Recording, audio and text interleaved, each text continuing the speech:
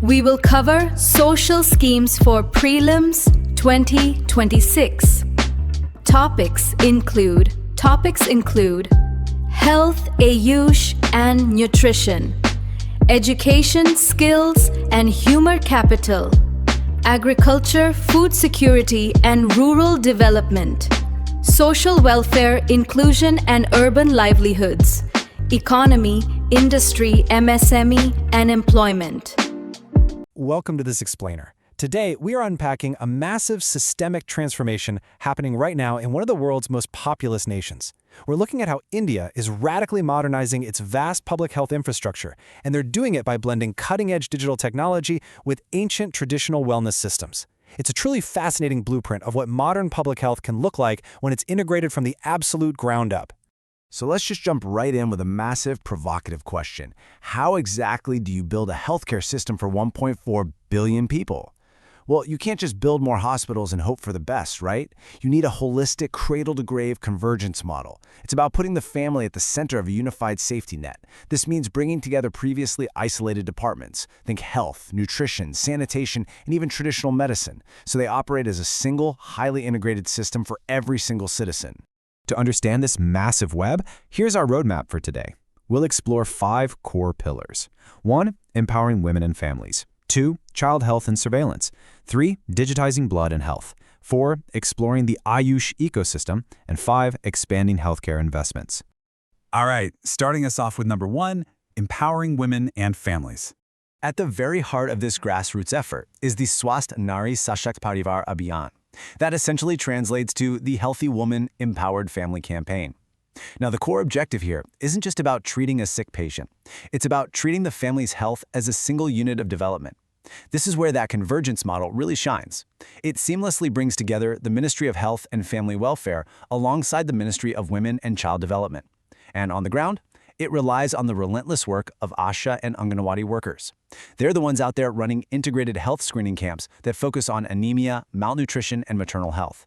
They are proving that preventative health care starts directly inside the community. Now, you might be wondering, why the number 9? Well, because the 9th of every single month is strictly dedicated to the Pradhan Mantri Surakshit Matritva Abhiyan, or PM-SMA.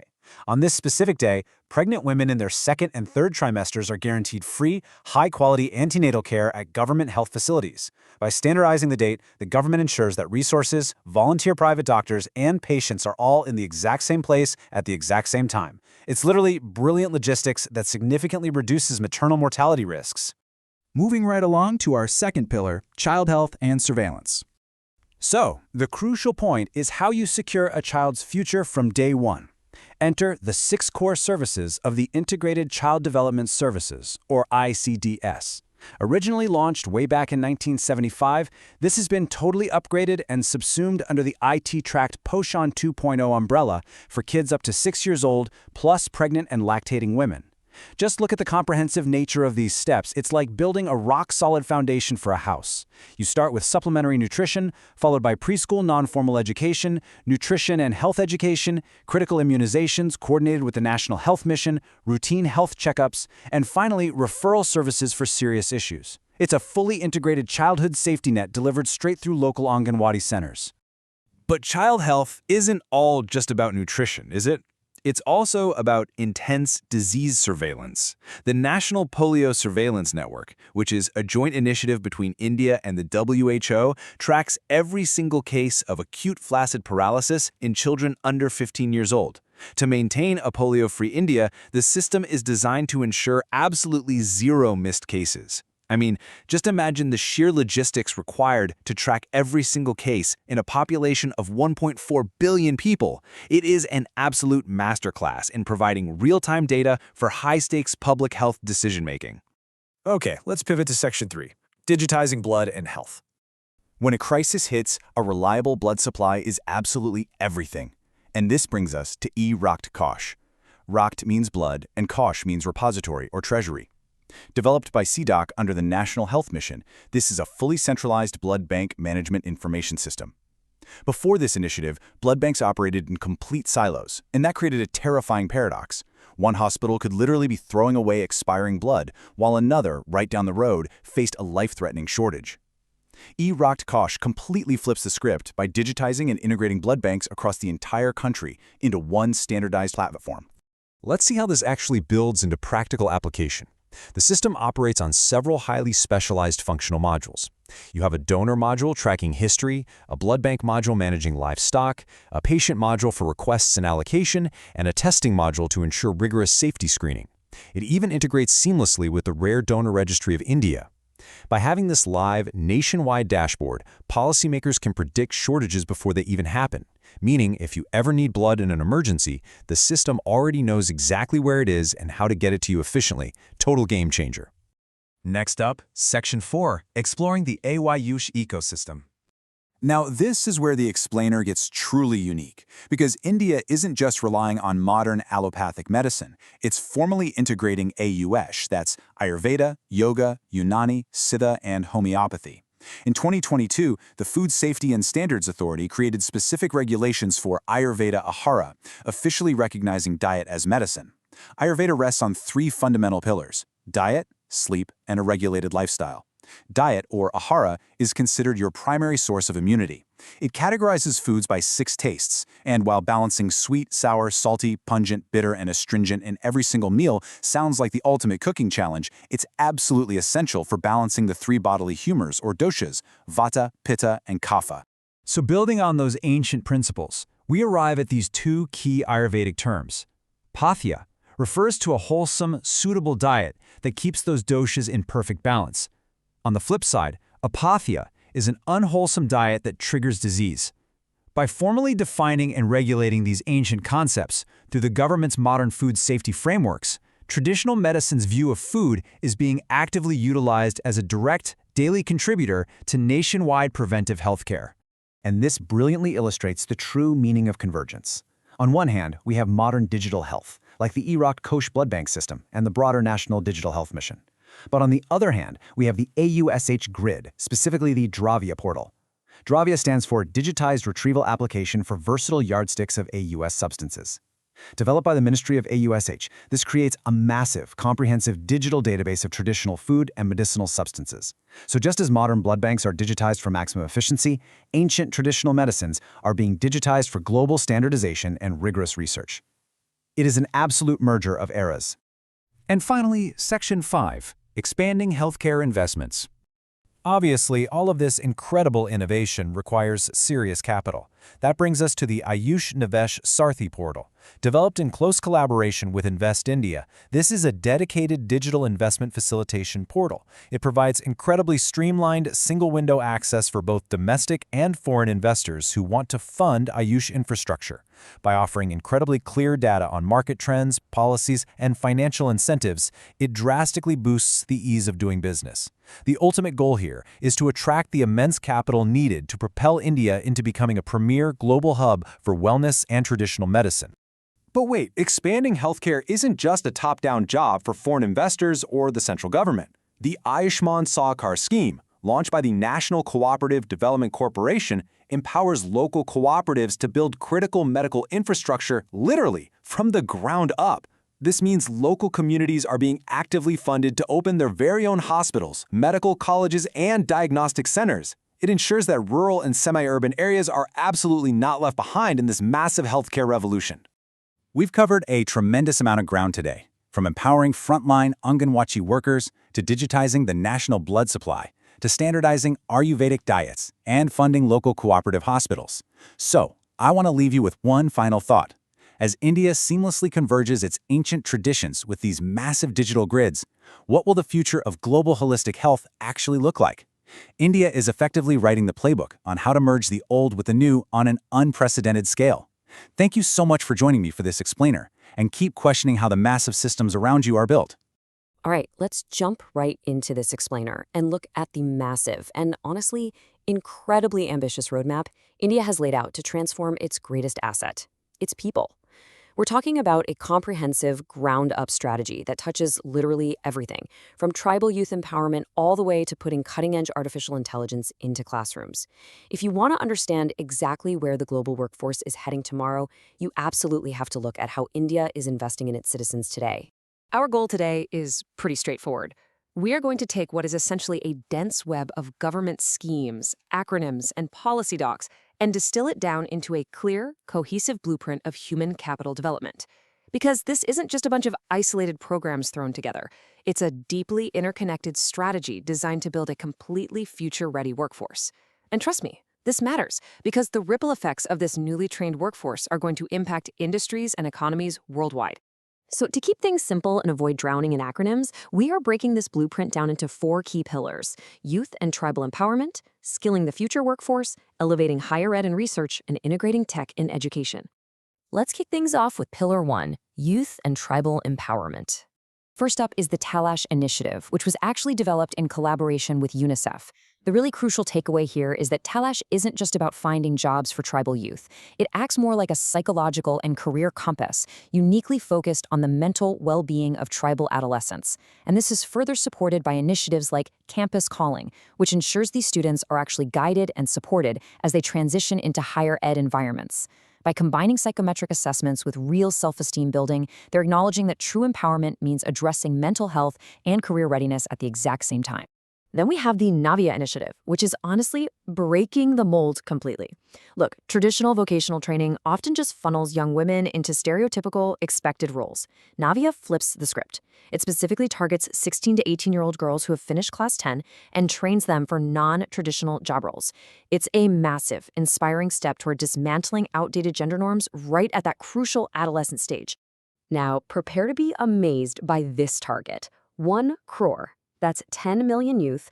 Under the PM Internship Scheme, or PMIS, the goal over the next 5 years is to provide real-world corporate exposure in top companies to a staggering 10 million young people.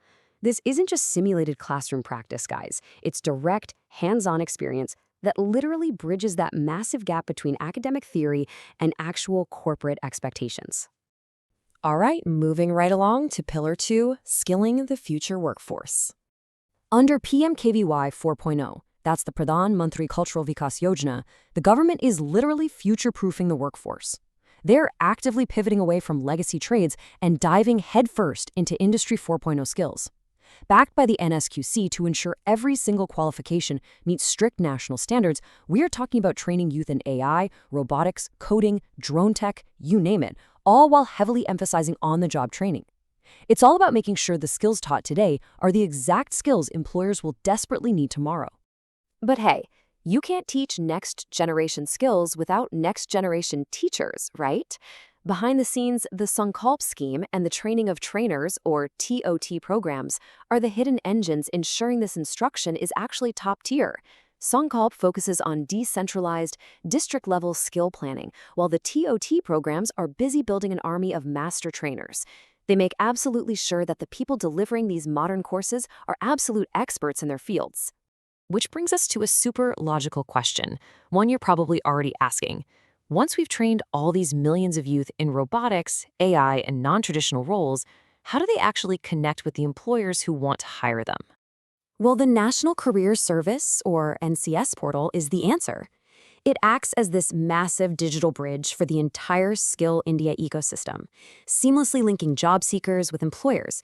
By integrating with digital platforms and transforming old-school employment exchanges into modern model career centers, the NCS ensures that newly acquired skills instantly translate into visible, highly accessible job opportunities. Okay, let's shift gears to Pillar 3, elevating higher education and research. We're seeing a really brilliant dual approach happening here. To attract what they call star faculty, programs like Spark and the Institutions of Eminence, or IOE, work right alongside the GIA initiative to pull top-tier global minds into India. These foreign faculty members from globally ranked universities actually come and teach short-term courses. But on the flip side, India is aggressively funding its own homegrown scientific talent through the CSIR's CBHRD scheme, which supports domestic PhD and postdoctoral researchers. It's just a perfect blend of importing global excellence while fiercely cultivating local brilliance. But, higher ed isn't just about labs and peer-reviewed science papers. Programs like PMUVA 3.0 are actually fostering young authors below the age of 30 with a pretty amazing scholarship of 50,000 rupees a month just to promote Indian knowledge systems and literature. Meanwhile, the Unnat Bharg Abhiyan, or UBA 2.0, connects premier universities directly to rural development. requiring institutions to adopt at least 5 villages. It's a fantastic way to ensure that academic brilliance directly solves real-world local challenges. And think about this figure for a second. 13,000 plus. That massive number represents the thousands of international scholarly journals that are now accessible to every Indian student, faculty member, and researcher through the groundbreaking One Nation, One Subscription, or ONAS initiative. By democratizing access to top-tier international publishers like this, they are virtually guaranteeing that financial barriers never stand in the way of a brilliant mind accessing global knowledge. Finally, let's look at the future with Pillar 4, integrating tech into education. The PM-Shri scheme is a perfect example of this. This isn't just about giving old schools a fresh coat of paint. It's about physically building the model schools of the future to demonstrate the national education policy in real-time action. These schools are designed to be green, fully sustainable, and entirely focused on holistic, competency-based learning. Basically, they serve as the physical benchmark for what every school in the nation should eventually become. And inside those classrooms, and actually way beyond them, we're seeing initiatives like Yuva AI. What's incredible about Yuva AI is that it completely democratizes complex technology. It proves that AI literacy is no longer just for computer science majors. Delivered through platforms like Future Skills Prime, it ensures that youth and general citizens alike can grasp the fundamentals of AI, making them active participants in the digital economy instead of just passive consumers. And this matters directly to all of us, because the future global economy demands AI literacy across the board. Of course, as AI enters really critical fields like medicine, we need a solid safety net. Enter Sahai, proposed under Niti Aayog. Sahai rigorously evaluates AI models against India-specific clinical data. Working alongside platforms like Both, which curates and standardizes all this digital health data, Sahai creates a strict benchmarking framework to ensure the absolute safety and reliability of AI tools before they ever reach a hospital or impact a patient's life. It's all about responsible, measured innovation. So, as we wrap up this explainer, I really want to leave you with a question to chew on. We've looked at tribal youth empowerment, intensive Industry 4.0 skilling, the globalization of higher education, and the deep integration of AI into society. Which of these 4 pillars do you personally believe is the true linchpin for India's future human capital engine? Take a moment to genuinely weigh how these massive initiatives will shape the workforce of tomorrow. Thanks so much for diving into this blueprint with me today. Hey everyone, welcome to This Explainer. Today, we're diving into something absolutely massive. We are unpacking the sheer scale of an unprecedented challenge, transforming the backbone of the world's most populous nation. We're talking about sweeping, really ambitious initiatives designed to redefine agriculture, secure daily food for over 1 billion people, and completely revitalized rural India, literally from the soil up. But before we get lost in the heavy data and policy frameworks, we really have to ground ourselves in the human element. Every massive national scheme we're going to discuss today ultimately impacts real families. We're not just looking at lines on a state budget. These are lifelines. They're designed to elevate the standard of living, ensure nutritional health, and create resilient livelihoods for the very communities that feed the nation. To keep things moving and avoid getting lost in an alphabet soup of government acronyms, here is our roadmap. 1. Securing India's food supply. 2. The digital PDS revolution. 3. Revitalizing Indian agriculture. 4. Empowering the modern farmer. And 5. Building resilient rural communities. All right, let's jump right into Section 1, Securing India's food supply. So, the crucial point to start with is the number 5. That stands for the 5 kilograms of free food grain provided per person every single month under the PM-GKA scheme. Now, if you do the math for over 800 million eligible citizens, we are talking about moving billions of kilograms of grain monthly. It's staggering. What actually began as a COVID-19 relief package has fundamentally evolved. The government essentially merged this massive initiative into the National Food Security Act. So what does that mean? It means beneficiaries no longer pay those subsidized rates of 2 or 3 rupees a kilo. The central government is fully funding the operation, entirely removing the cost burden from priority households and those under the Antyodaya Anna Yojana. Now, what's really fascinating is how the PM-POSHAN scheme took the old midday meal program and gave it a massive modern upgrade. It's no longer just about filling stomachs. It's a comprehensive nutritional safety net. The coverage now extends all the way down to pre-primary children, known as Bal Vatika. They're even bringing agriculture directly into education by setting up Poshan Vatikas, or nutrition gardens, right on school grounds.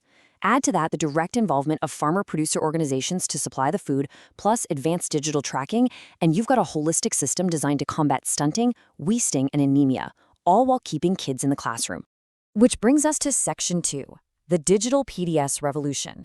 Because the big question is, how do we ensure these massive food subsidies actually reach the intended tables without getting lost in transit? Well, we are looking at a monumental shift from a physical grain distribution system which, let's be honest, historically suffered from high leakage and heavy logistics costs, to a central bank digital currency or CBDC-based system. Essentially, the government can transfer a programmable digital e-rupee directly to the beneficiary.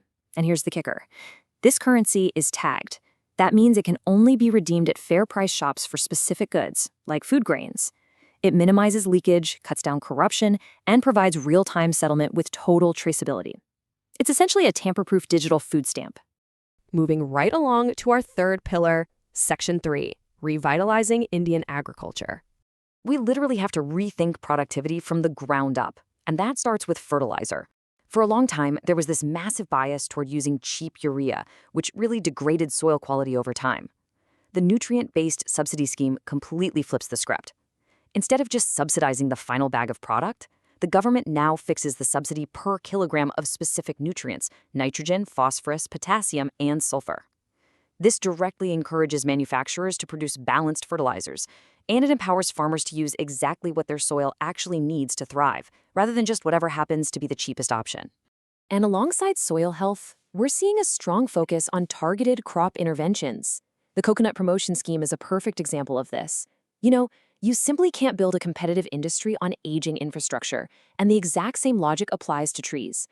This scheme aggressively replaces senile, non-productive coconut palms with high-quality, high-yield planting materials.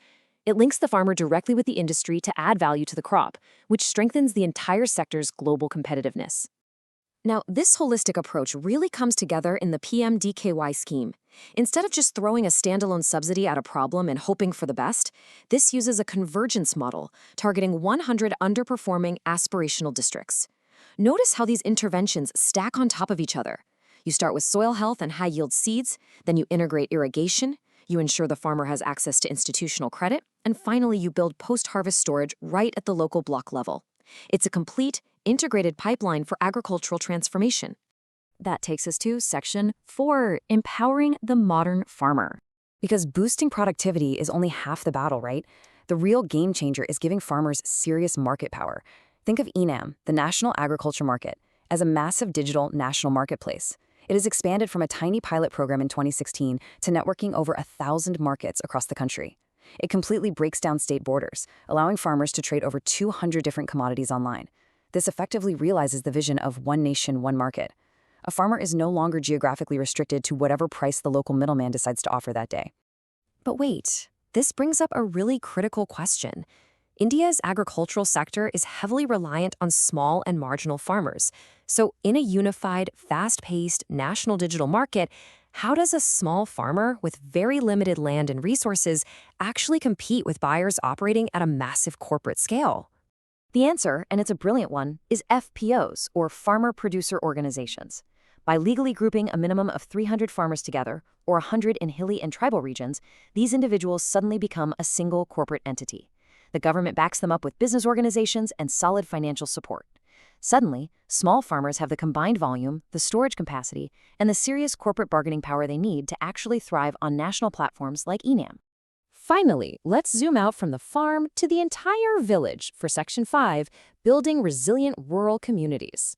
Because, let's face it, farming alone cannot sustain a modern rural economy, especially when you're battling rural underemployment. This is exactly where the World Bank-supported Rural Prosperity and Resilience Program comes in. Building on existing livelihood missions, it actively targets underemployment by shifting the focus to skill development and non-farm rural enterprises. And crucially, it leverages and empowers women through self-help groups. When you capitalize female-led microenterprises, the resilience of the entire community absolutely skyrockets. But true long-term community resilience, that requires leadership. And that's exactly what the Model Youth Gram Sabit initiative is building right now. They aren't just waiting around for the next generation to grow up. They are actively pulling bright young students from rural schools directly into the local governance process today. By engaging the youth early on, they are creating a pipeline of informed, capable future leaders who understand both modern education and local village dynamics.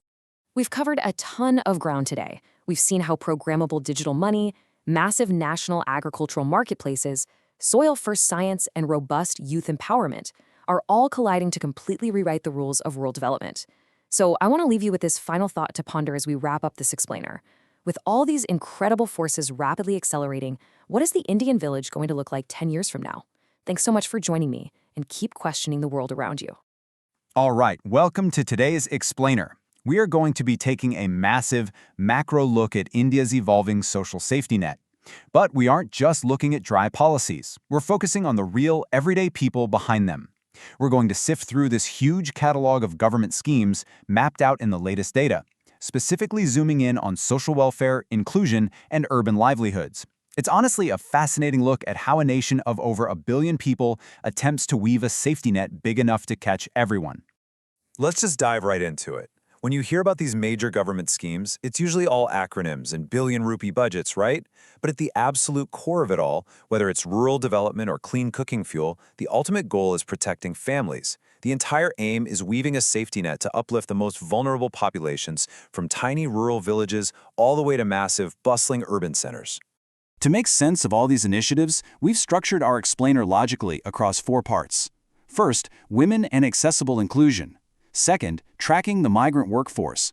Third, empowering urban street livelihoods. And finally, broadening national safety nets.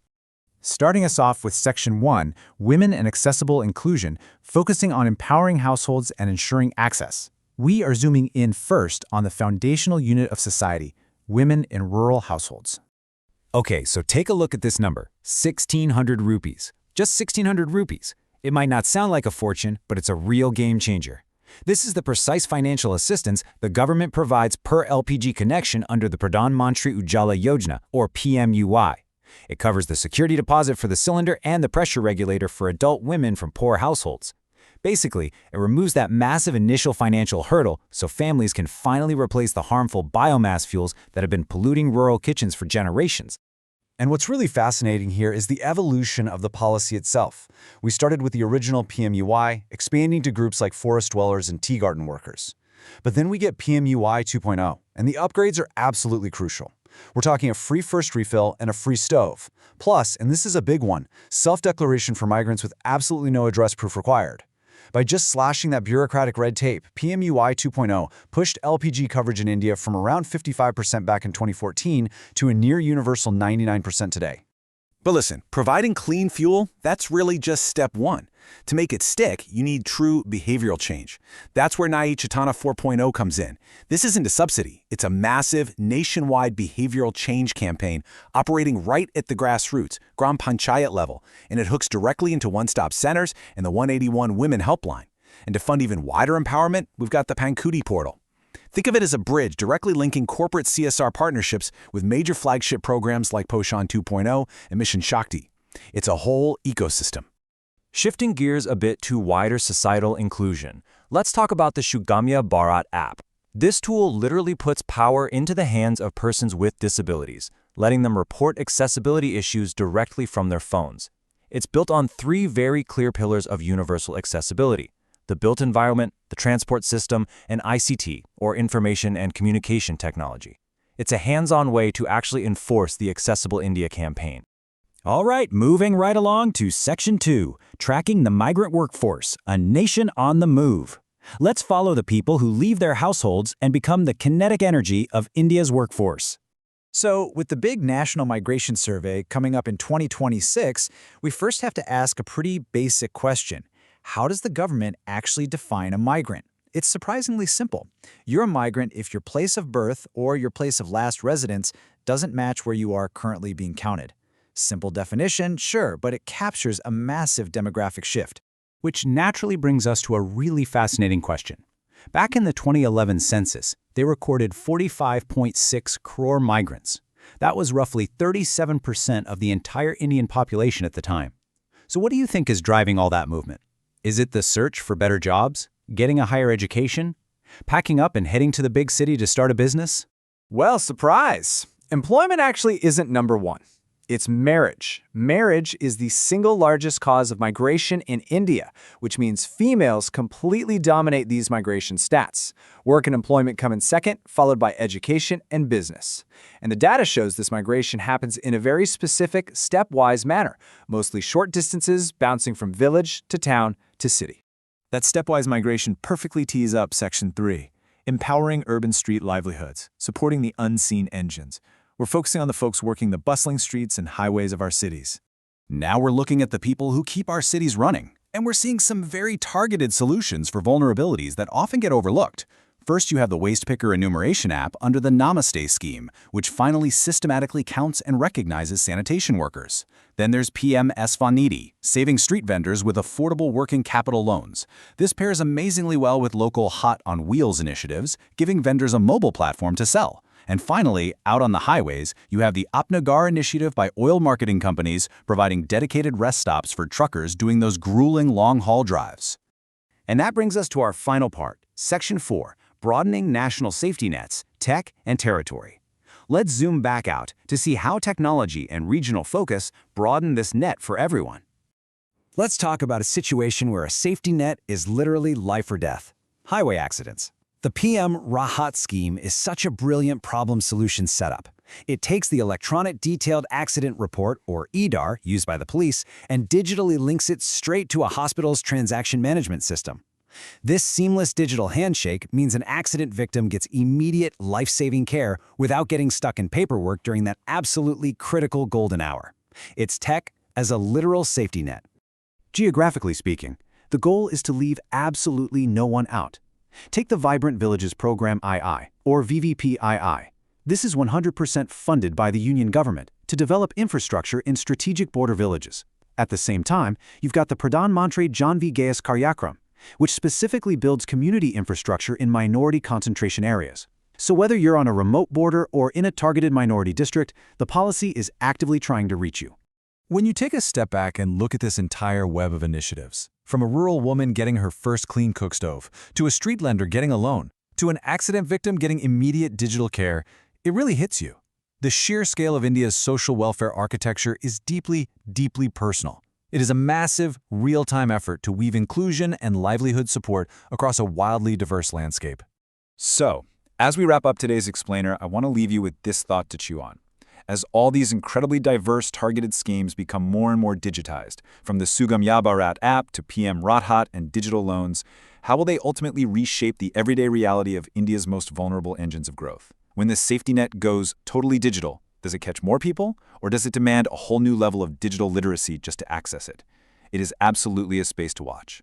Thanks for joining me on this explainer, and keep questioning the policies that shape our world.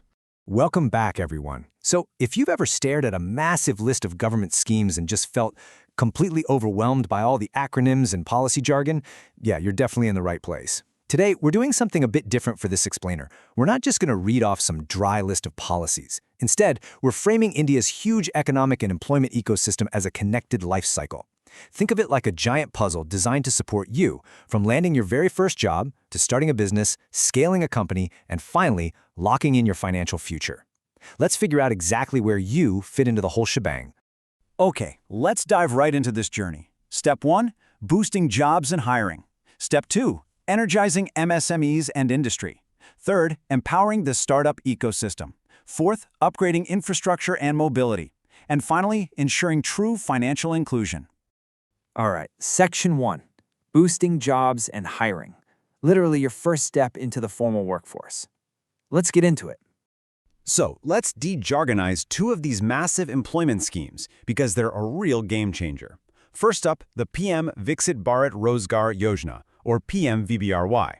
Now, if you're a newly registered employee pulling in up to 1 lakh rupees a month, this scheme literally pitches in on your EPF contributions. But there is a catch. Actually, it's a pretty smart one. You have to stay continuously employed for a minimum of about 6 months to unlock that first incentive. It basically rewards sticking around. Then, on the flip side, we have the Employment Linked Incentive, or ELI scheme. This one zeroes in on first-time employees. It sends direct benefit transfers straight to the workers while also giving the employers financial perks for expanding their team. Both schemes are hitting the exact same goal, making it an absolute no-brainer for companies to hire fresh talent. But listen, generating jobs is really only half the battle, right? Those jobs actually need a formal social security net. And that is exactly where SPRI 2025 steps in. It's run by the ESIC, the Employees State Insurance Corporation, and SPRI stands for the Scheme for Promotion of Registration of Employers and Employees. It's this massive targeted push to make sure that as all these new jobs pop up, both the businesses and the workers are officially registered. It brings millions of people under a proper formal safety net. Okay, moving on to Section 2, energizing MSMEs and industry. This is all about building your business. So once you're running a business, there are some very distinct boosters you can tap into. Let's say you run an MSME and you're thinking, I want to upgrade to green tech. Well, the ADDIT scheme gives you a 5% interest subvention for micro and small enterprises and 3% for medium ones, just to adopt energy-efficient technology. If you're in the tech space, the ECMS is out there building up the electronics component ecosystem. Right alongside ISME 2.0, that's the India Semiconductor Mission. For more traditional sectors, you've got TexRamps, which is totally revitalizing MSMEs and textiles. Add in the PLI scheme for white goods to ramp up domestic manufacturing, plus the Export Promotion Mission offering market access support, and wow, you've got this unified, massive push to make Indian goods totally competitive on a global scale. Onward to Section 3, empowering the startup ecosystem. Time to innovate for tomorrow. Now, it feels like everyone wants to be a startup these days. But the government actually has some pretty strict criteria to officially recognize you as one so you can unlock the benefits. Under the DPIIT, your company has to be under 10 years old. Your turnover can't cross 100 crore rupees in any given financial year. And, absolutely crucial here, you have to be working on genuine innovation or developing new products and services. You can't just spin off an existing business and slap the startup label on it. But if you do meet these rules, the rewards are huge. We're talking fast-track patent examinations, way easier compliance, and a solid 3-year tax holiday. Of course, a great idea needs capital, right? And recognized startups actually have this really structured funding journey. It starts with the Fund of Funds for Startups, which is an unbelievable 10,000 crore corpus managed by SIDBI. If you're at the very, very beginning, the Startup India Seed Fund scheme steps up. They offer grants up to 20 lakh just for your proof of concept, or up to 50 lakh in debt to help you commercialize. And then, as you really start growing, the Credit Guarantee Scheme for Startups kicks in. This offers up to 20 crore in guarantee coverage for loans. That significantly drops the risk for banks, making it way easier for them to fund your vision. So funding is great, but to really scale, a business needs customers and solid logistics. Startups can now directly access public procurement without needing prior experience through the Government e-Marketplace, or GEM. For the logistics side of things, the government is using initiatives like LEAPS and LEADS. They literally rank states to pinpoint bottlenecks and drive down transport costs. And hey, if you're an agri-food startup, APIDA's Bharat initiative acts as an incubator to push this really cool farm-to-foreign agenda. It's all about turning local innovators into global exporters. Which brings us to Section 4, upgrading infrastructure and mobility, moving all those goods and the people making them. Look, the future of mobility is obviously electric, and the PME Drive scheme is the engine making this transition happen. It's the successor to the old FAME scheme. But PME Drive isn't just about your personal car. It rolls out heavy demand incentives for electric two-wheelers, three-wheelers, e-ambulances, e-trucks, and public e-buses. But here's the real kicker. They are heavily investing in public EV charging stations across highways and inside cities. The goal? To finally cure our range anxiety for good. It is all about strengthening that entire Make in India EV ecosystem. Now, mobility and infrastructure obviously come in a lot of different shapes and sizes. On the heavy-duty side, we've got the Construction and Infrastructure Equipment Scheme. This is a PLI-type incentive that focuses on high-value, crazy high-tech gear. Think massive tunnel boring machines. But then on the grassroots side, you have something like Bharat Taxi. This is India's very first cooperative-led ride-hailing platform. It's built on this powerful vision of Sekar Se Samriddhi, meaning prosperity through cooperation. It empowers the drivers themselves because it operates under the Multi-State Cooperative Societies Act. Two completely different scales, right? But one unified goal of moving India forward. And where exactly is all this mobility happening? Well, mostly in our cities. The Ministry of Housing and Urban Affairs has rolled out the Urban Challenge Fund, running all the way through the 2030-31 financial year. This fund is specifically built to implement proposals that will transform our urban spaces into true cities as growth hubs. Think creative redevelopment, better water systems, and seriously advanced sanitation. Finally, Section 5, ensuring true financial inclusion, securing the wealth you've built. Let's look at how this builds the absolute foundation of micro-entrepreneurship. The PM Mudra Yojana provides institutional finance to non-corporate, non-farm micro-enterprises. It's broken down into 3 tiers depending on what stage of growth you're at. Shishu offers up to 50,000 rupees to get startups off the ground. Kishore takes you from 50,000 up to 5 lakh for that next growth phase. And Tarun covers 5 lakh to 10 lakh for serious expansion. And the best part? These are generally collateral-free loans. You even get a Muja RuPay card to easily handle digital transactions and withdraw your working capital. Pretty amazing, right? Now, what about the wealth that's literally already sitting inside Indian households? That's where the gold monetization scheme comes in to mobilize idle gold. The actual physical process here is fascinating. Your household gold is first tested, then it's melted down and converted into 995 purity gold. After a quick KYC check, the bank opens a gold deposit account for you. And when it's time to redeem it, you can actually choose to take your principal back in physical gold or the INR equivalent, while the interest you've earned is always paid out in rupees. It is such a brilliant way to cut down on gold imports while putting your household assets to work. And underpinning this entire life cycle are the Jan Suraksha schemes. These are your ultimate safety nets. First, we have the Atal Pension Yojana, which ensures a guaranteed minimum pension for unorganized workers aged 18 to 40. Then, there's the Pradhan Mantri Jeevan Jyoti Bima Yojana, which provides a renewable one-year life cover for folks between 18 and 50. And finally, the Pradhan Mantri Suraksha Bima Yojana, giving accident cover up to age 70. Put them all together, and they ensure that a sudden, unexpected tragedy doesn't wipe out a family's hard-earned financial progress. So we've traveled from landing that very first formal job, to funding an innovative startup, to driving on electrified roads, and finally to securing a pension. My final question to you is, where do you fit into this ecosystem right now? Which of these tools are you going to leverage next to unlock your own prosperity? The policies are there, the structure is totally in place, and the next step is entirely up to you. Thank you so much for joining me on this explainer, and keep learning. All right, let's dive right in.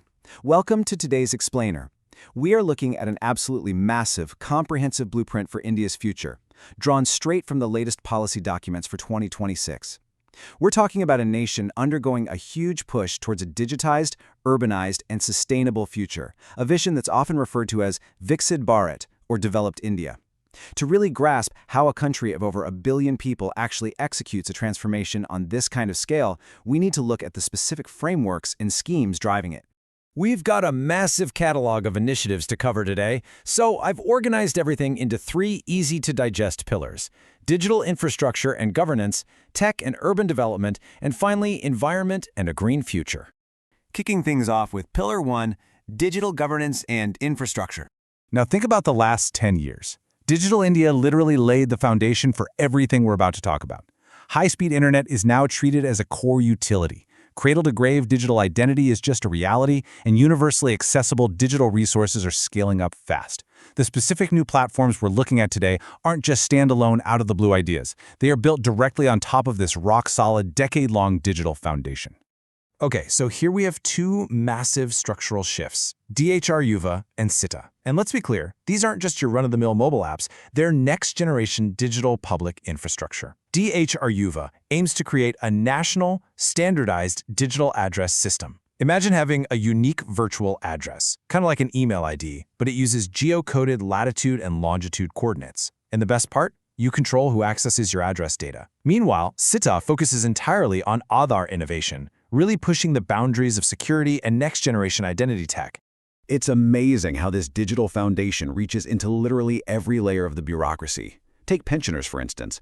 They use Sampan, which is integrated with the Umang app for super easy mobile access. Then you have property management relying on Umeed to digitize and geotag WAF properties for real-time monitoring. Foundational mapping capabilities are being driven by the Naksha portal. State legislatures are actually going completely paperless with the NEVA application, and postal systems are advancing with Gyan Post. Right at the very top, the Prime Minister's office uses Pragati, an ICT-based platform that leverages digital data and geospatial tech to proactively monitor how projects are actually being implemented on the ground. Now you might be wondering, what about rural areas? We can't leave them behind, right? Local innovation is absolutely key here. The SVA-MITVA scheme uses drones to map rural land, which actually gives people legal ownership of their residential properties. At the same time, Bharat Vistaar is expanding the crucial telecom footprint right across the nation, while PM-Wani boosts public Wi-Fi hotspots to help bridge that urban-rural digital divide. Then there's Bashini, which tackles the language barrier head-on by providing translation for digital services. Oh, and I find this one fascinating, Sabasar. It's a tool that literally uses AI to automatically transcribe and structure the minutes of local Gram Sabha meetings in multiple Indian languages. No way, right? Shifting gears to the economy for a second, when it comes to digital marketplaces, the Open Network for Digital Commerce, or ONDC, is really challenging traditional platforms like Amazon or Flipkart. The vital thing to understand here is that ONDC is not a centralized app, it's an open network protocol. It enables interoperability between buyers, sellers, and logistics providers, regardless of what app they're actually using. This is a total game changer for small merchants and startups because it allows for platform-agnostic transactions. Of course, with great connectivity comes the need for, you guessed it, serious security and skilling. The Sanchar Saudi app provides some major safeguards. It allows you to block lost or stolen mobile phones across networks, and even check if unauthorized SIM cards are registered in your name. Looking to the future, the Frontier 50 initiative is deploying cutting-edge AI in 50 aspirational districts to optimize local resources. And India isn't just looking inward. It's shaping global digital policy by training its youth in internet governance through the IGI-CBS internship program. So, we've got this incredible digital web spun across the entire country.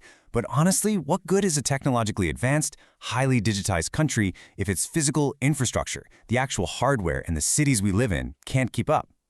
Which brings us to Pillar 2, Tech and Urban Development. 85,000. That's a huge number, and it represents the exact target of industry-ready professionals that the METI Chips to Startup program aims to train. If India wants to be a true global hub for semiconductor manufacturing and chip design, it absolutely needs the human capital to build that domestic hardware capability. This program is casting a wide net, targeting everyone from undergrads all the way up to doctoral students. And it's not just about human capital. We're seeing a massive push for specialized, localized self-reliance. For example, the Maha MedTech mission is providing critical funding to strengthen India's medical technology ecosystem. Out in Shillong, you have Nectar, which is explicitly focused on deploying sustainable tech solutions across the northeastern region. Strategically speaking, the Rare Earth Permanent Magnet Scheme aims to build indigenous manufacturing capacity for the high-strength magnets that are essential for electric vehicles and defense systems. And to streamline the organizational backbone of all these expanding industries, we're seeing some serious structural upgrades through the upcoming National Cooperative Policy 2025. Moving from the tech side to actual urban living, let's look at AmRoute 2.0. The goal here is pretty monumental: water-secure cities. We're talking universal tap water in all statutory towns and a circular water economy. For general states, the funding is a cooperative 50-50 split between the center and the states, and it heavily emphasizes reforms-based financing to make sure we're seeing actual performance on the ground.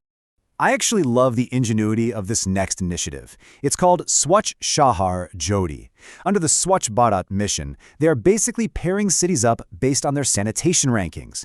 It's a mentor-mentee model, where a top-performing super clean city shares its best practices with a lower-ranking city to help them improve their solid waste management. It ties right into the annual Swachhata Hi Seva campaigns, making city cleanliness a true collaborative effort. But hey, development has to reach the hardest to access places too, right?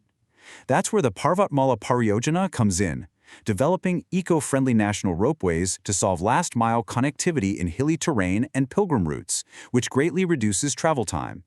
And to ensure everyday citizens actually understand all these new physical and digital systems, the Sanchar Mitra scheme deploys student volunteers as digital ambassadors. They help bridge the communication gap, teaching rural and urban communities about digital safety and telecom rights. All right, so the hardware is being built, the cities are evolving, and the mountains are getting connected. But we really have to ask ourselves, we're building smart cities and manufacturing cutting-edge technology, but how do we ensure this rapid growth doesn't completely cost us our planet? And that brings us to our third and final pillar, environment and a green future. Take the SITE scheme, for example. That stands for Strategic Interventions for Green Hydrogen Transition. What's really smart here is how it tackles the clean energy problem from two sides.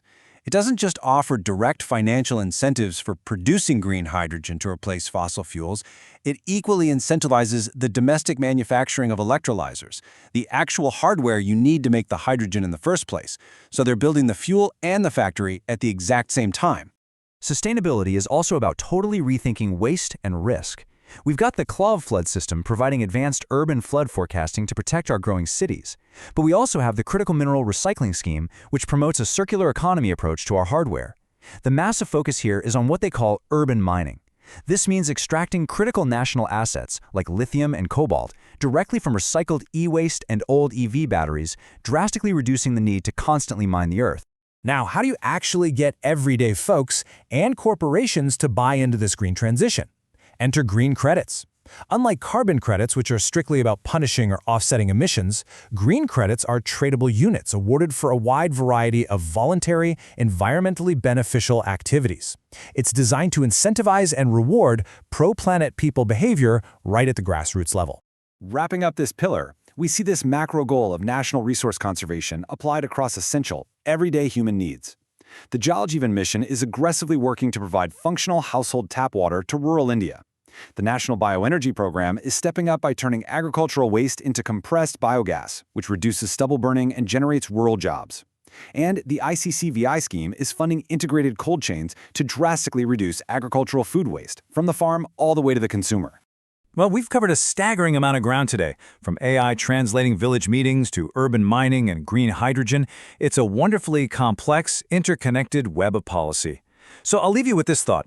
With these massive leaps in digital infrastructure, urban tech, and green energy, will India's 2026 blueprint set the ultimate global standard for balanced modernization? Thanks for joining me on this explainer, and keep learning.